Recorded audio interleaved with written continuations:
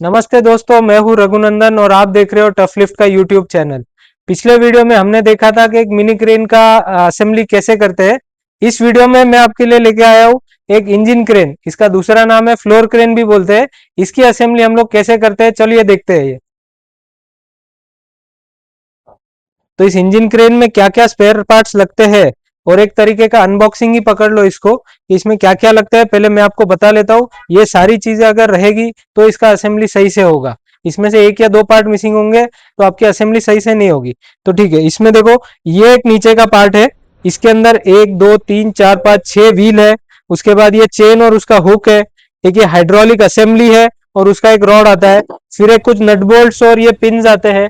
ये उसका बीच का पार्ट है जिसके ऊपर मेन पूरा लोड आने वाला है। और ये जो है ये आगे का बूम है जो आगे पीछे होता है, और इससे इसकी मदद से हम लोग चेन लगा के इसको ऊपर नीचे करने वाले हैं।